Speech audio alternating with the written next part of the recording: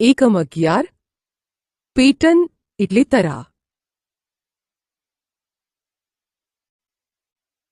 બાળમિત્રો, ચાલો આજે એક રમત રમીએ. જુઓ, મારી પાસે 3 ફળ છે. એમાં હું પહેલા કેળું મૂકું છું, પછી કેરી અને તેના પછી ચીકુ મૂકું છું. હવે આ જ રીતે આગળ વધવું હોય તો પહેલા શું મૂકવું જોઈએ? હા, પહેલા કેળું, પછી કેરી અને પછી ચીકુ. બાળમિત્રો, આને પેટર્ન કહેવાય. ચાલો આવી કેટલીક પેટર્ન જોઈએ અને જાણીએ. ક્રમને આગળ વધારો. દોસ્તો, અહીં આપેલી પેટર્ન પહેલા જોઈએ અને પછી તેને આગળ વધારીએ. જુઓ, આ છે અંગ્રેજીનો સવળો ટી. તેની પાસે શું છે? તેની પાસે અવળો ટી છે. તેના પછી સવળો ટી અને વળી પાછો અવળો ટી છે. દોસ્તો, હવે તેને આગળ વધારવા શું કરવું જોઈએ? હા, તેની પાસે સવળો ટી પછી અવળો ટી કરવાનો. એ મુજબ પેટર્ન છેક સુધી બનાવી દેવાની. જુઓ, આ આખી લાઈન આગળની પેટર્ન મુજબ જ બની ગઈ ને? ચાલો હવે આગળની પેટર્ન જોઈએ. 2 ઊભી લીટી પછી એક ગોળ, 2 ઊભી લીટી પછી એક ગોળ, 2 ઊભી લીટી. હવે શું આવશે? સરસ! હવે એક ગોળ આવશે. એવી જ રીતે આખી લાઈનમાં 2 ઊભી લીટી અને પછી એક ગોળ કરી દઈએ. હવે આ પેટર્ન જુઓ. સીધું તીર, પછી ઊંધું તીર, સીધું તીર, પછી ઊંધું તીર. એ પ્રમાણે સીધું તીર બનાવી પછી ઊંધું તીર બનાવતા જઈએ અને આખી લીટીમાં પેટર્ન બનાવી દઈએ. જુઓ, આ બની ગઈ પેટર્ન. દોસ્તો, આ છે વી. ABCDમાં આવે છે એ વી. પહેલા સવળો વી, પછી અવળો વી, સવળો વી અને અવળો વી. હવે આવશે સવળો વી, પછી અવળો વી. એ મુજબ આખી લાઈનમાં આ પેટર્ન બનાવીએ. જુઓ, આ સવળા અને અવળા વીની પેટર્ન થઈ ગઈ તૈયાર. હવે પછી શું? દોસ્તો, અહીં આપેલી પેટર્ન જુઓ. અડધી આપેલી છે અને બાકી છે એ તમારે પૂરી કરવાની છે. ચાલો પૂરી કરીએ. પહેલી પેટર્ન જુઓ. ચાંદો સૂરજ, ચાંદો સૂરજ. પછી શું આવશે? ચાંદો, સૂરજ અને છેલ્લે ચાંદો. આ શું છે? કપ છે. પહેલો ઊંધો કપ, પછી સીધો કપ, ઊંધો કપ, પછી સીધો કપ. હવે તમે કયો કપ મૂકશો? ઊંધો કે સીધો? Very good! ઊંધો કપ, પછી સીધો અને છેલ્લે ઊંધો કપ. હવે જુઓ, પાણીના ટીપા જેવા આકાર છે. પછી ઊંધી લોલીપોપ, પછી પાણીનું ટીપું અને ઊંધી લોલીપોપ. હવે પાણીનું ટીપું, એના પછી ઊંધી લોલીપોપ, છેલ્લે પાણીનું ટીપું.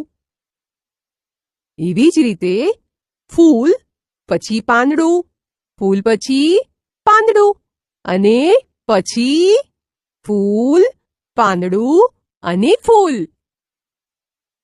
એ મુજબ ઉદાસ ચહેરો પછી હસતો ચહેરો, ઉદાસ ચહેરો અને હસતો ચહેરો. હવે શું આવશે? હા, ઉદાસ ચહેરો આવે. તેના પછી હસતો ચહેરો અને છેલ્લે ઉદાસ ચહેરો. ખૂટતી સંખ્યા લખો. બાળદોસ્તો, હવે અહીં જુદી જુદી સંખ્યા પર પેટર્ન આપેલી છે. તમારે એ ધ્યાનથી જોવાની છે, સમજવાની છે અને પછી આપેલી ખાલી જગ્યાઓ પૂરવાની છે. દોસ્તો, અહીં આપેલા તોરણમાં આપેલી સંખ્યા જુઓ. પહેલા 1 લખ્યો છે, પછી 2 નથી પણ 3 છે.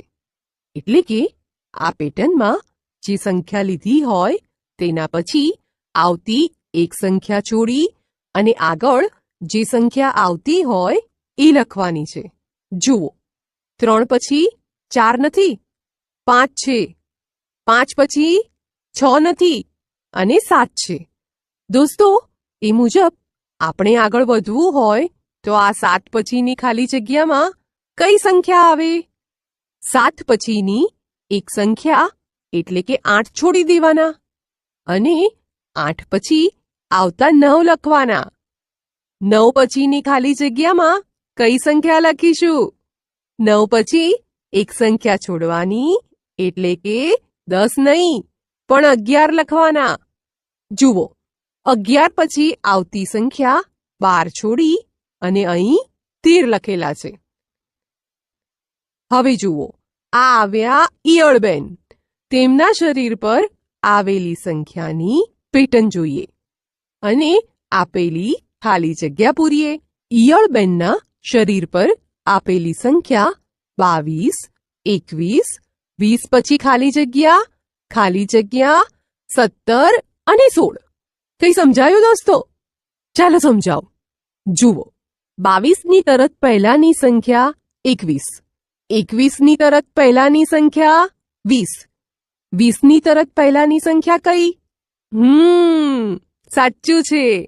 20ની તરત પહેલાની સંખ્યા 19 અને 19ની તરત પહેલાની સંખ્યા 18. ચાલો આ બાજુથી સંખ્યા જોતા જઈએ અને બોલતા જઈએ એટલે બરાબર છે કે નહીં તેની ખબર પડી જશે. 16, 17, 18, 19, 20, 21 અને 22. દોસ્તો, હવે આ રેલગાડીના ડબ્બા પર લખેલી સંખ્યા જોઈએ અને આપેલી ખાલી જગ્યા પૂરીએ.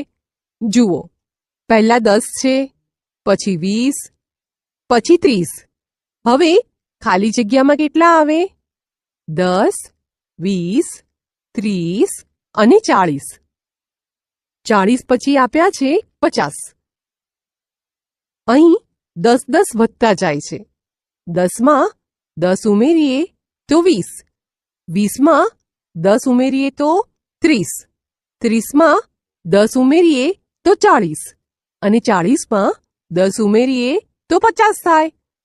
હવે આ પેટર્ન જુઓ. પથ્થર પર સંખ્યાઓ લખી છે. પહેલા 2 એકડા લખ્યા છે, પછી 2 બગડા, પછી 2 તગડા. બાળદોસ્તો, હવે કઈ સંખ્યા આવશે? સરસ! અહીં ખાલી જગ્યામાં 2 ચોગડા લખો. પછી ખાલી જગ્યામાં 2 પાંચડા. અહીં 2 છગડા તો આપેલા જ છે. હવે છેલ્લી ખાલી જગ્યામાં આવશે 2 સાતડા. હવે ફુગ્ગામાં કેટલીક સંખ્યાઓ આપેલી છે અને કોઈ ફુગ્ગામાં ખાલી જગ્યા આપેલી છે. આપણે ખાલી જગ્યા પૂરીએ અને પેટર્ન પૂરી કરીએ. પહેલા ફુગ્ગામાં 5 લખ્યા છે અને બીજા ફુગ્ગામાં 10 લખ્યા છે. 5માં 5 ઉમેરીએ તો 10 થાય. હવે આપણે 10માં 5 ઉમેરીએ તો પહેલી ખાલી જગ્યાની સંખ્યા મળી જાય. 10 પછી 11, 12, 13, 14 અને 15. 10 ને 5, 15. ખાલી જગ્યામાં 15 લખો. 15માં 5 ઉમેરીને અહીં 20 લખેલા છે. 20માં 5 ઉમેરીને આ ફુગ્ગામાં 25 લખ્યા છે. હવે 25માં 5 ઉમેરી અને આ છેલ્લી ખાલી જગ્યા પૂરવાની છે. 25 પછી 26, 27, 28, 29 અને 30. ખાલી જગ્યામાં 30 લખો. પેટર્ન પૂર્ણ કરો. બાળમિત્રો, અહીં જુદા જુદા ચિત્રોની મદદથી બનાવીને કેટલીક પેટર્ન આપેલી છે. તેમાં રહેલી ખાલી જગ્યા પૂરીએ. જુઓ, અહીં પહેલા ખાનામાં 1 ત્રિકોણ, બીજા ખાનામાં 2 ત્રિકોણ અને ત્રીજા ખાનામાં 1, 2 અને 3 ત્રિકોણ આપ્યા છે. હવે ચોથા ખાનામાં કેટલા ત્રિકોણ દોરવા પડે?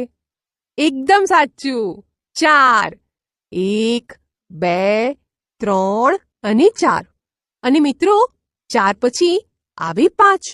એટલે છેલ્લા ખાનામાં 1, 2, 3, 4 અને 5 ત્રિકોણ દોરવા પડે. આ દોર્યા 5 ત્રિકોણ. હવે આપેલા ફૂલ જુઓ. પહેલા ખાનામાં કેટલા ફૂલ છે? 3 છે. તેની પછીના ખાનામાં 1, 2, 3 અને 4 ફૂલ છે. જ્યારે એ પછીના ખાનામાં 1, 2, 3, 4 અને 5 ફૂલ છે. દોસ્તો, આ પેટર્નમાં પહેલા 3, પછી 4 અને આ ખાનામાં 5 ફૂલ છે. હવે આ ખાલી ખાનામાં કેટલા ફૂલ દોરવા પડે? સરસ! 5 પછી આવે 6. અહીં 6 ફૂલ દોરીએ અને 6 પછી આવે 7. છેલ્લા ખાનામાં 7 ફૂલ દોરીએ. ચાલો આ ઘરમાં આપેલી સંખ્યાઓની પેટર્ન પૂરી કરીએ. જુઓ, પહેલા ઘરમાં 1 છે અને બીજામાં 4 છે. વચ્ચે 2 અને 3 નથી. એટલે કે 2 સંખ્યા કાઢી અને પછી આવતી સંખ્યા લખવાની છે. એ જ રીતે 4 પછી 5 અને 6 નથી. 7 આપ્યા છે. હવે 7 પછી 8 અને 9 કાઢીને ખાલી જગ્યામાં 10 લખો. પછી 11 અને 12 કાઢી ખાલી જગ્યામાં 13 લખો. તેની આગળના ઘરમાં 14 અને 15 કાઢી 16 લખો. અને એ મુજબ આ છેલ્લા ઘરમાં 17 અને 18 કાઢી 19 લખો.